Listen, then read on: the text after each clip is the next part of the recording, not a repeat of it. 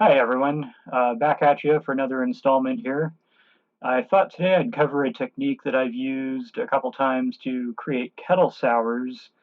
Um, there's a number of ways that homebrewers can make kettle sours or fast sours, but I think this technique is a little unique. I haven't read or heard of anybody else using this particular technique, so I thought I'd share it.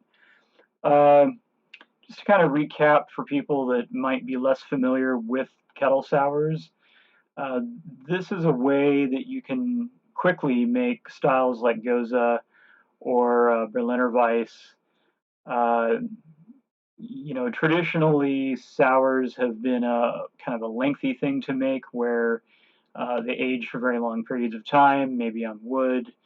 But in this case, we can really bring the pH down just over the course of a day or two while the wort is still in the boil kettle.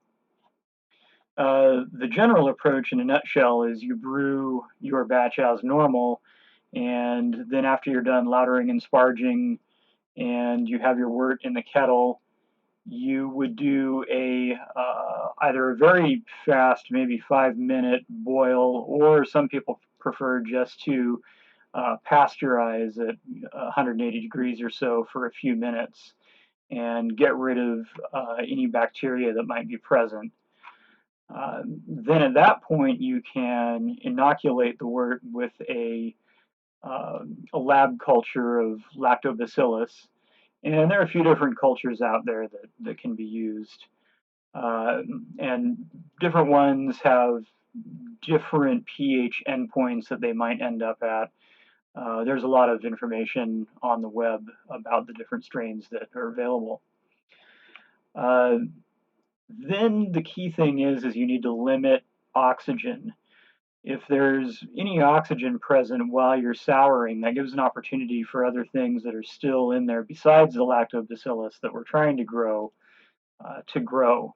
One thing in particular is butyric acid, which is just nasty. It smells and tastes like vomit. It is actually one of the chemicals that's in vomit, so you really don't want this. Uh, so the technique that I've developed, it borrows from the wine world. And I'll go ahead and show an image here. So in the wine world, they have these fermenters, which they call variable volume tanks, and they have these floating lids. Uh, so this lid will just sit directly on the fruit during winemaking, and it inflates so that you can eliminate any exposure to air. The white thing on the top there is airlock.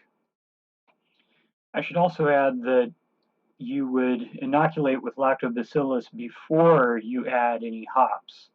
Most lactobacillus strains are pretty susceptible to being killed by hop oils. So you would add hops into your normal boil after the souring, and that way you kill all the lactobacillus as well when you boil, so you don't end up with any infection on your cold side.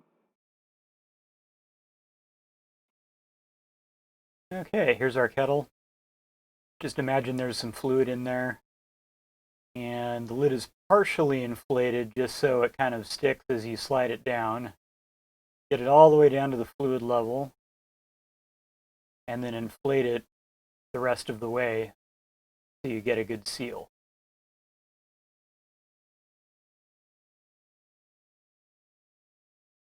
That's it.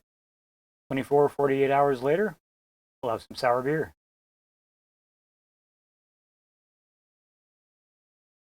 Yeah, so there it is. I mean, the hardest part is going to be just finding a lid of this type that will fit your particular kettle. Uh, I can say that my lid will not fit the spike kettles. Uh, I can't remember where I got my lid anyway. It was probably from one of the variable volume fermenters from morebeermorewine.com. And they do still sell these things. Unfortunately, the only it seems like the only way you can get them is if you actually buy a variable volume tank and you get the lid with it. Unfortunately, I haven't seen anybody sell these things standalone. Somebody who has a little more materials manufacturing experience than me could probably build one themselves. So I hope this is interesting for somebody, and if you build your own lid or manage to find one retail somewhere, post it in comments, let us know. Click subscribe. See you next time.